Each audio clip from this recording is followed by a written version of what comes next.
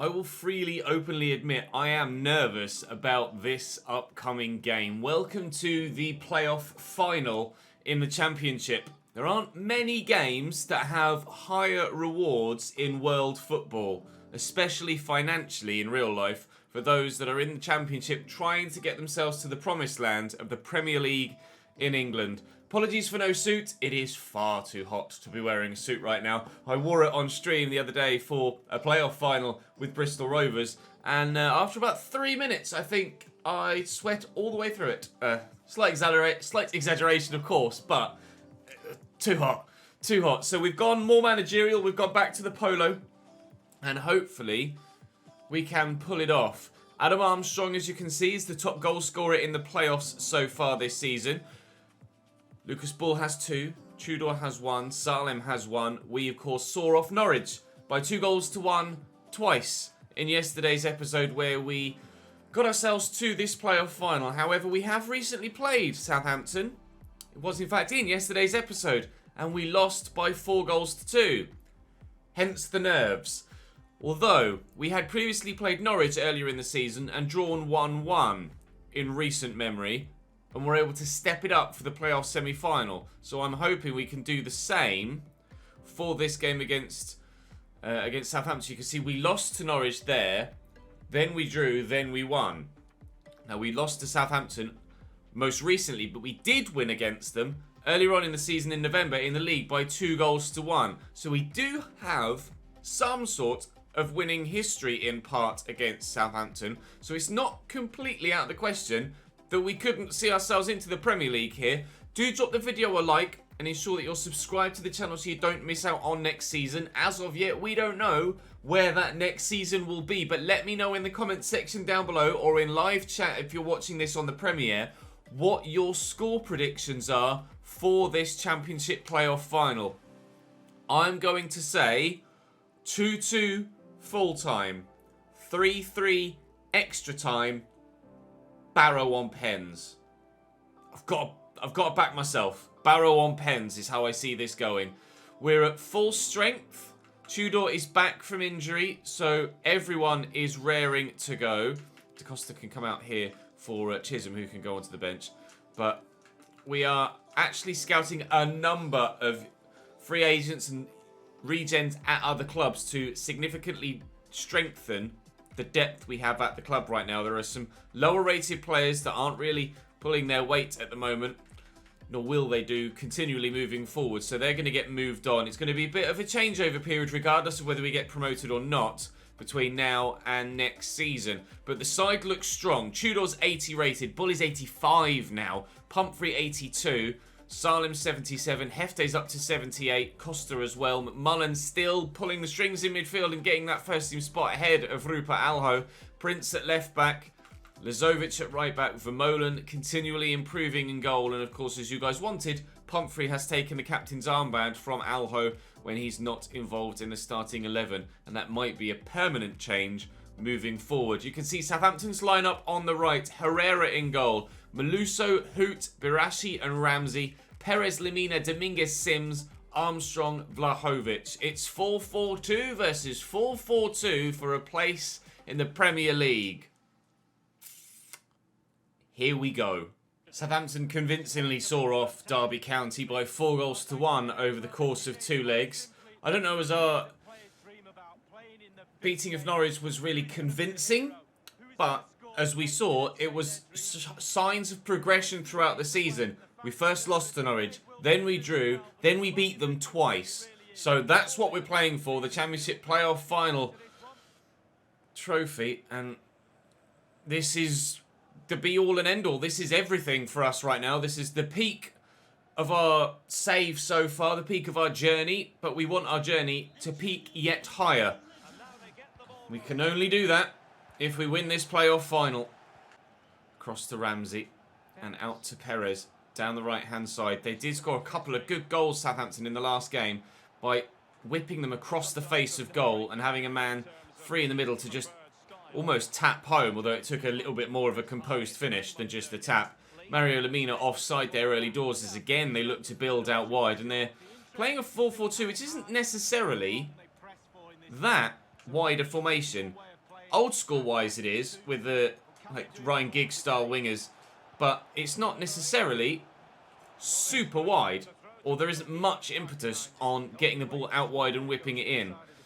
It's kind of a really well-balanced formation that suits you out wide and suits you through the middle too.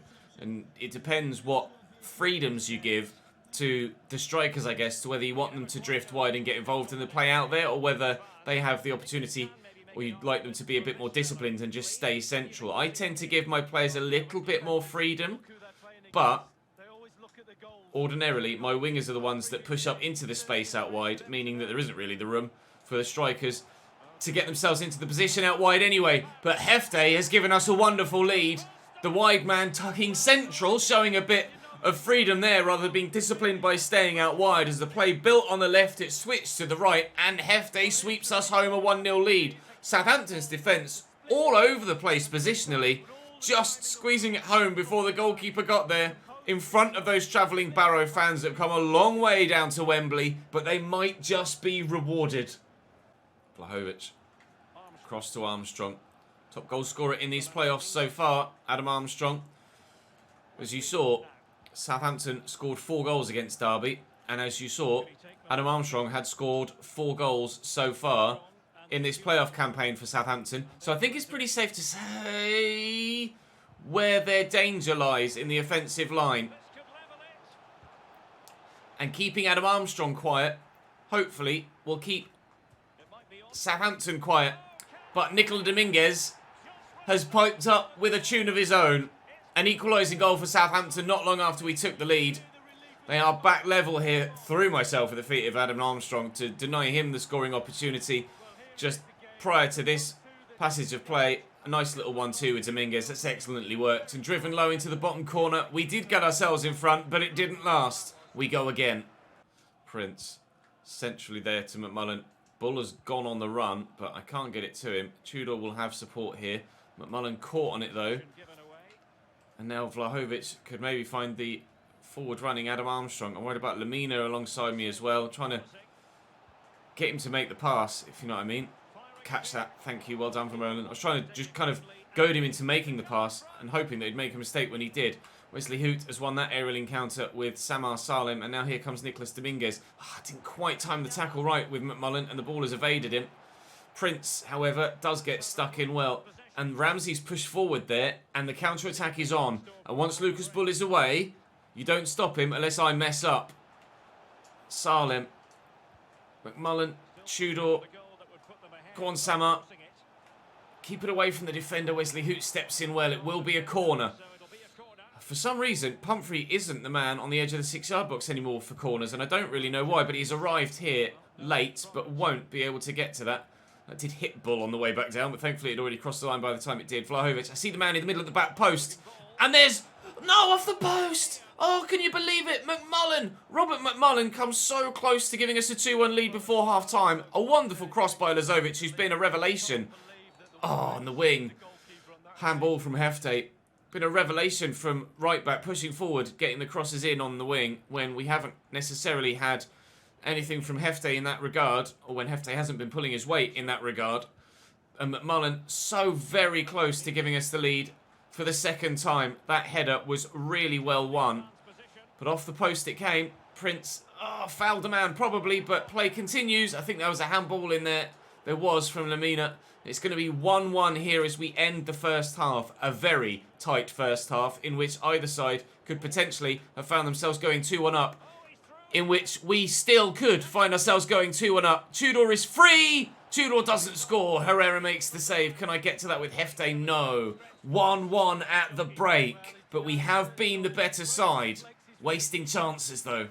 The stats at half-time show just how good a game this has been so far. Plenty of chances for either side. Southampton edging the possession, as you might well expect. We've had better pass accuracy, though, and crucially, our shot accuracy has been better too. We are having chances, not quite as many as them, but you'd say about the same amount, but we're being more accurate with them. Difference being that we haven't found that second goal yet. And the one shot that was off target, or registered as off target, hit the bloody post. So if we can continue with that shot accuracy and the levels of creation that we've had in that first half, then it's probably a safe bet that we might find another goal for ourselves in this second 45. Now the question remains, will that second goal be enough to see us win this game of football? I'm not sure. McMullen will find Hefte. Hefte will look for Samar Salim, who gets there ahead of the keeper, tries to squeeze it home and does!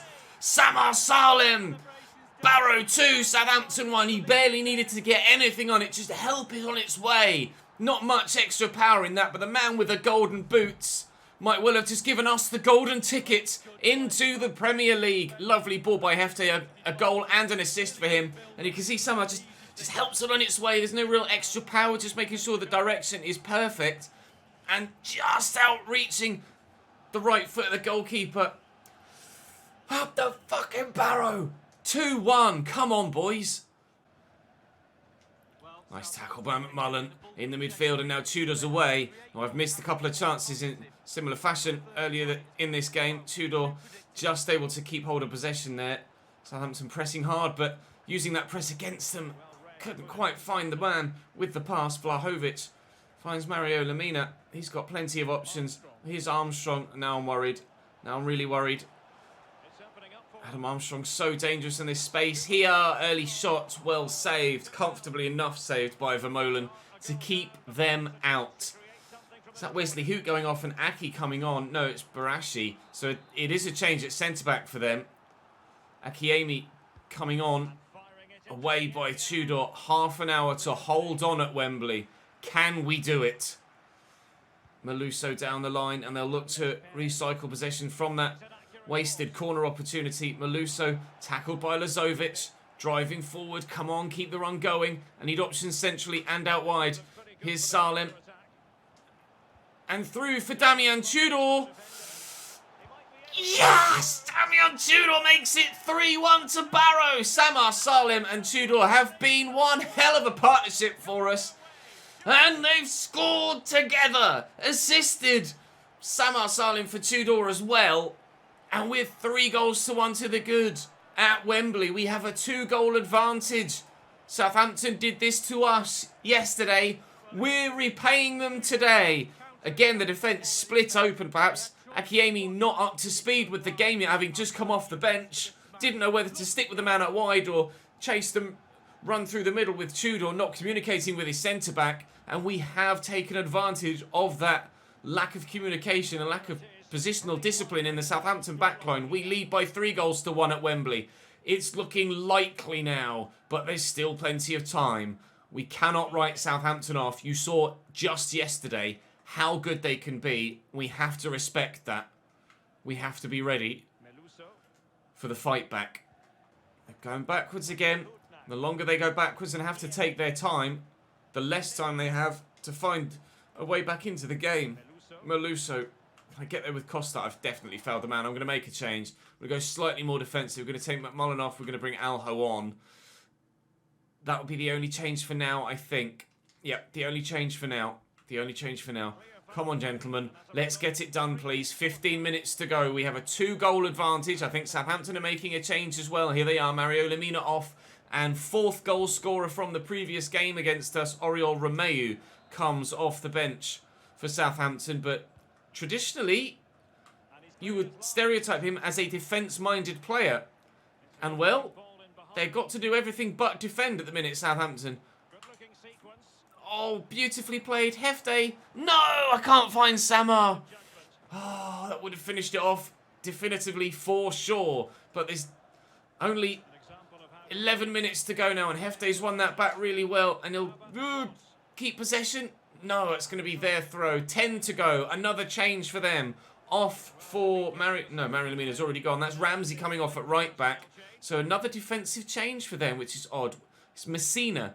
Messina on, Ramsey off. A change with a defensive midfielder and a change with a defender. That hit an arm from Hefte. You could clearly see that. So Southampton going for fresh legs, but maybe they don't have the right attacking options on the bench to help them get back in this game. Maybe they were perhaps slightly ambitious, thinking that because of the game yesterday, they wouldn't need all of the attacking options on the bench. They felt like they'd have at some point, a lead to defend at this stage of the game, and they'd be in our position, and it would be roles reversed, but it hasn't turned out that way. That might find its way through. I tried to play that back to the keeper, and it went to play it to Prince, and thankfully Vermeulen does push it round the post. That was very dangerous. I tried to play that pass back to the keeper. It's registered it. God, it's a bloody left back. Sometimes you have to really force it to get it to go back to the keeper. It seems to want to play it to another outfield player rather than the GK. Good header, but only as far as Perez. Can he loft this back into the middle? No, we've swept that away, but not for long. But speaking of not for long, there is not long left now for Southampton. Into the 90th we go. It will be the most dramatic playoff final finale of all time. If they score 2 goals in the last 4 minutes here, that ball is going to pop free. Take your time. Get it to Vermeulen. Don't panic. Boots it forward. Alho get to that. He can't. It's going to come forward. Jenkins can't win the header. Oyol Romeu wide of the target. If he scores there, we do have a very nervy final few seconds, but he hasn't. He's shot wide, and time has ticked away. I really didn't have anywhere to go there. I perhaps should have taken the goal kick long. Romeu, shot blocked. Time is surely on our side now, and Vermeulen will pump this forward, and the referee sends Barrow boys to the football paradise that is the Premier League. The monetorial bank account is going to be astronomical for us next season as we find ourselves in a position where we're going to have to start buying players rather than relying on our youth academy. And being in the Premier League, we are going to be able to finance buying players rather than relying on our youth academy. But it is our youth academy that have gotten us to this stage. Pumphrey, Bull, Salem, Tudor, Costa. Everybody in this team has come from our youth system or someone else's youth system very early doors in their professional career, and we are the EFL Championship playoff winners. Lucas Bull is our highest rated player and finally will be playing on the stage that his rating and his ability deserves. Similarly with the majority of this squad as well. It's Pumphrey with the captain's armband and lifting the playoff trophy for Barrow. Time to go and end the season. Time to have a season roundup and find out who will be playing in the Premier League and who won't we be playing, who came down, who will we bypass on the way up, and what else is going on, because I have plenty of scouts out looking and I've targeted a handful of regen players that are currently free agents or at another club that I want to improve my squad with. So let's jump now from Wembley. We'll enjoy the scenes whilst they last, but we'll head towards the end of the season, set ourselves up for Season 5, a season that will be in the Premier League. Welcome to the end of Season 4 then. We have a little bit of stuff to have a look at before we do the usual season roundup. You can see that Jesus, that 54 rated striker, is actually a 58 rated centre-back, although it is going to take him a little while to improve elsewhere on his defensive stats, but I'm quite happy to wait for those. 10 weeks if we train him as a sweeper. And with regards to those other players I was telling you I was looking at, some of them, the majority of them, unfortunately didn't cut the mustard, but there are a couple new faces here that I wanted to introduce you to and get your opinions on. Obviously we already know about Jasper Dix, 74 rated midfielder that is kind of very similar to Costa, so I'm quite heavily leaning away from him now.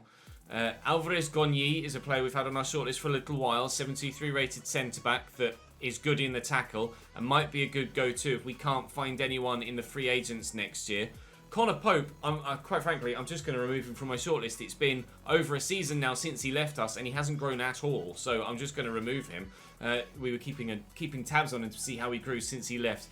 Marin Uranovich is 72 rated as a free agent. Decent acceleration, good sprint speed. Technically not spectacular, but could be trained. An okay winger. We have Brian Pereira Figueiredo, who's also 72 rated. A couple of years older at Sporting Lisbon. Not quite so fast, but much better technically. And I'm thinking, and you probably already know what I'm thinking by seeing that 79 finishing rating, I'm thinking striker with Brian Figueiredo. 6'1", 4-star weak foot. I'm thinking Chisholm replacement. Sorry, Chisholm, but I'm thinking Chisholm replacement. Sorry, Chisholm fans as well. because I know a lot of you out there do like Chisholm. Sasha Varling. I don't know if I've pronounced that surname correctly. Do let me know if I have or have not. Varling. He's a right back. Really quick. Great stamina. Good strength. Can play at central midfield as well.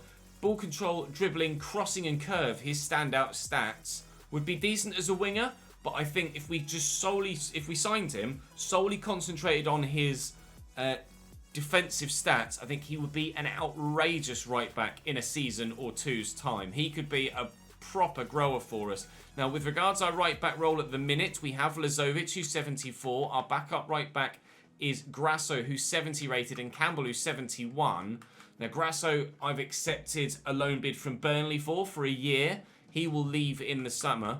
Campbell, I can't help but feel that Varling is actually better than Campbell. Campbell is 19, Varling is 20. So there's not too much difference in age, but I think Varling is actually going to be a better player. So I'm leaning towards signing Varling and selling Campbell.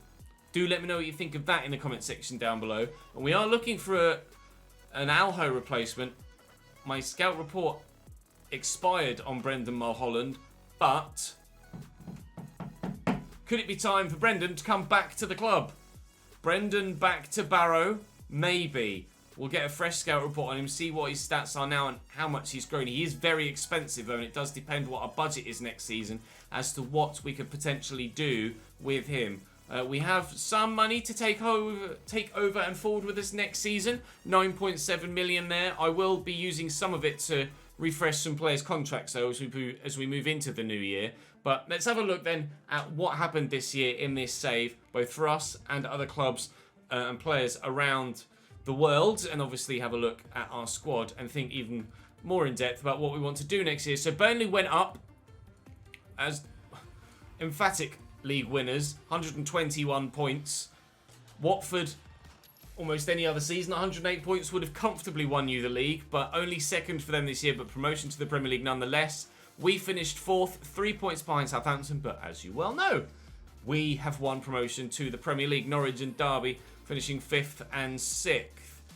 Getting relegated for us this year, or from this division this year, is Millwall, Portsmouth and Sheffield Wednesday. In the FA Cup, something that we may well look to be a bit more serious about next season. Sheffield United got to the final, but lost by 3-1 to Liverpool. In the Carabao Cup, Liverpool also reached the final there, but lost that one by 2-1 to Chelsea. No point showing you the playoffs, you already know what happened there. The UEFA Super Cup was won by AC Milan, who of course won last year's Champions League. Liverpool won this year's Champions League, so that's an FA Cup and Champions League double for Liverpool. Did they do the treble and win the Premier League? We'll find out momentarily. Inter Milan win the Europa League this year. The European Championships are ongoing in real life and in this save, although this is Euro 2024 rather than Euro 2020, and Copa America is underway as well. Obviously, Copa America 24 rather than Copa America 20. Have a quick look then at the other leagues. Did Liverpool do the treble? They did not. Just a cup double for them. Manchester City win the league, Spurs in a lofty second, then Liverpool and Chelsea, Manchester United 5th, Arsenal only 8th, Everton up in 6th, West Ham up in 7th. We will not be playing next year, and crucially, for that potential Mulholland return, Sheffield United have been relegated. Brentford, Sheffield United and Bristol City relegated from the Premier League back to the Championship. That works very heavily in our favour in enticing Brendan back to the club.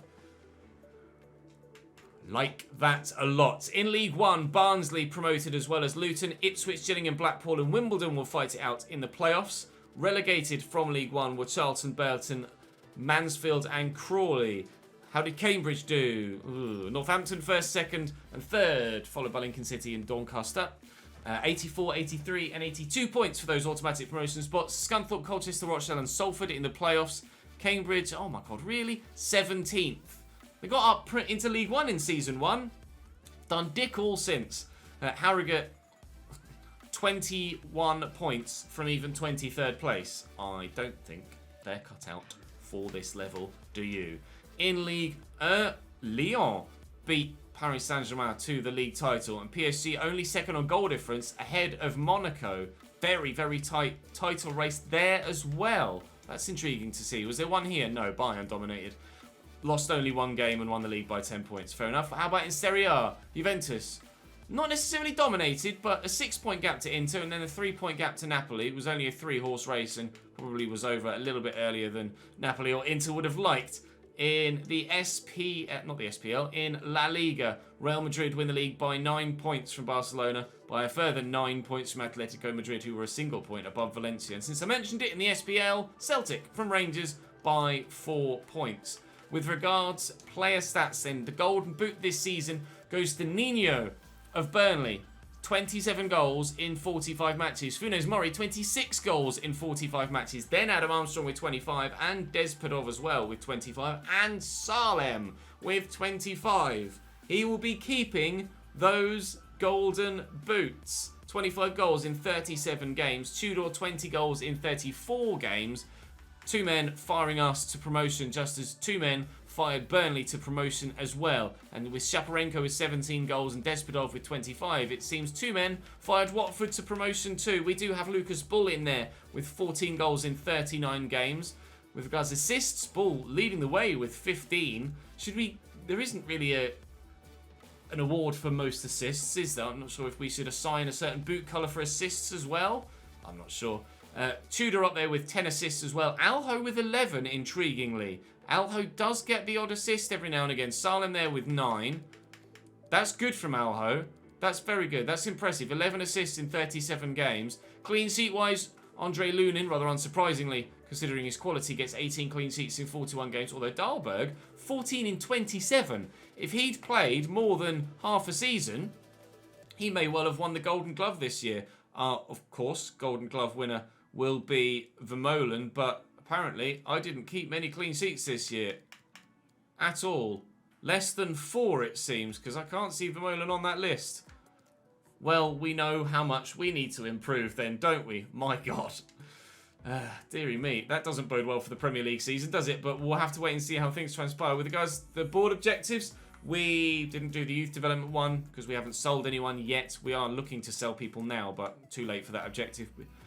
We kept 6 clean sheets in away matches this season, although obviously not enough of them in the league. Financially, again, didn't make profit from player sales. We haven't really looked to sell people. We've only really been loaning people out. They want me to fight for promotion. We did that. We won it. And we didn't do the FA Cup objectives. So overall, the board, 77 with me. Not delighted, because we didn't do all of the objectives, but I'm sure they'd be thrilled that we've won promotion to the Premier League. So the squad then, Vermeulen. What did he get? 4 clean sheets in 36 games in the Championship. Up though to 74 rated now at the end of the season, which is good to see, but slightly a bit too late. But maybe that means that he will continue to grow. He's showing better potential than Montero da Costa. Hopefully, he will continue to grow, and next year he will be a fantastic player. I am going to add Montero da Costa to the transfer list because we have Menezes in our youth setup who has a fantastic potential window. He will be called up next year to be my backup goalkeeper. Prince up to 74 at left wing back. It did previously say it was going to take forever to train into a left back. It is. I think he genuinely, similarly to Abdelli as well actually, and Alho has reached his peak. Even dynamic potential isn't going to help Ruben Prince. So maybe we're looking for a new left back as well, although it is turning out to be quite difficult to find regens that are of decent quality at this early stage of the save. But we've probably got at least 2 or 3, if not more, seasons left in this save before we're done. So hopefully we'll find players that haven't peaked quite so low. Abdelli is also a great backup left back. Quite happy with those two. For now, although I would like to improve moving forward. Tyler, Valente and Mercado will go out on loan again next year. Tyler I may sell. I'm not sure yet. I haven't decided centre back, centre forward, and Cam, of course. He was our 6'6" guy. I'm pretty sure that we changed to centre back. Then Hope, I'm genuinely just going to sell him, remove him from the loan list and add him to the transfer list. Santoro, he has been decent actually, up 4 to 71. Similarly, Berger up 3 to 71. Jenkins up 3 to 72. None of them have hit their peak yet, but they are not growing rapidly. Rodri Pumphrey, however, 82 rated now, potential to be special, will continue to grow. Now I'm torn. Do I look to loan out one of these guys and go and sign the young centre-back from Bayer Leverkusen that we've had our eyes on for a couple of seasons? A 73 rated player right now. I am not sure. Maybe. Grasso is going out on loan to Burnley, provided he accepts their loan bid. Campbell, I will transfer list as we look to bring in Verling. That's what I'd like to do anyway. Vidal Pereira showing great potential, up 3 to 74 rated this year. Hopefully he continues to grow nicely because he's not been spectacular in game, but provided he continues to grow, he will get to the point where he is spectacular in game. Palmieri is out on loan continually, and that will happen again next year. Mason has been decent so far this season, up 4 to 74. What did he get stat-wise? 2 goals, 6 assists. That's not bad, you know, in the Championship.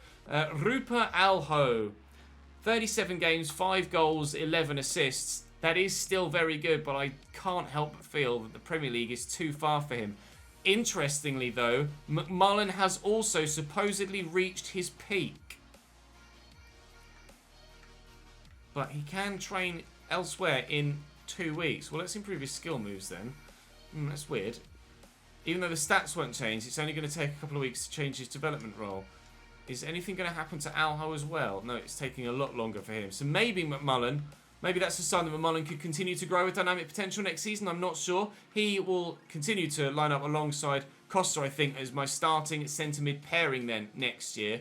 McMullen has kind of forced his way into the starting lineup again.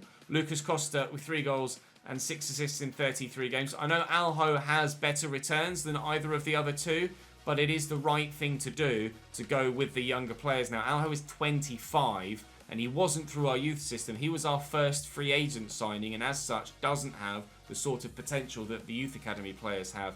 Helmet boy, Oscar Gardner, hasn't grown out on loan at Atalanta, so I will recall him from loan, and then I'll add him to the transfer list, and he will leave, unfortunately for him.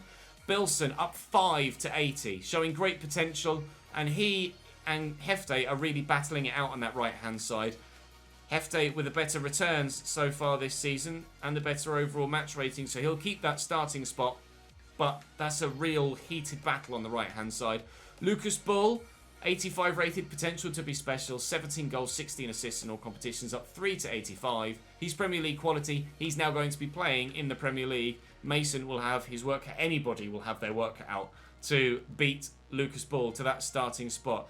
I will not ever, though, change him to striker, for those of you that keep asking. Butu Tao showing great potential, up 3 to 75. 10 goals in 22 games. Very pleased with that. Chisholm up 2 to 69.